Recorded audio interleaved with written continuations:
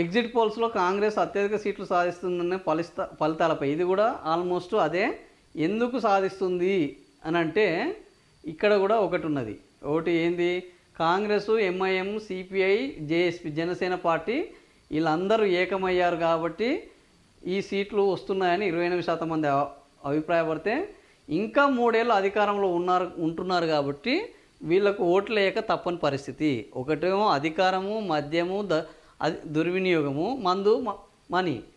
ఇంకా 3 ఏళ్ళు ఉంటున్నారు, వీళ్ళని భరించాలి కాబట్టి వీళ్ళకు ఓటు వేయక తప్పని పరిస్థితి అని 52% మంది. అక్కడ 54% మంది, 58% మంది, ఇక్కడ 52. ప్రతిపక్షాలు సీరియస్గా తీసుకోలేదు, ప్రతిపక్షాలు కూడా పెద్దగా పట్టించుకోలేదు అనేది ఒక భావన కూడా బలంగానే ఉన్నది. ప్రజల్లో చైతన్యం లేదు, 9% మంది ప్రజల్లో చైతన్యం లేదని ఒప్పుకుంటున్నారు. సో వీళ్ళు నలుగురు ఒక కూటమిగా ఏర్పాడై కాంగ్రెస్ పార్టీ కోసం పనిచేయడము, ఇంకా 3 ఏళ్ళు అధికారంలో ఉన్నది కాబట్టి ప్రతిపక్షం వాళ్ళని ఎన్నుకుంటే నిధులు, నియామకాలు, విధులు రావు, మన మున్సిపాలిటీలో అభివృద్ధి కావు, కార్పొరేషన్లో కనీస వసతులు లభించవు కాబట్టి ఈయననే ఎన్నుకుంటే ఇంకో 3 ఏళ్ళు మనకేమన్నా వస్తాయన్న ఆశ.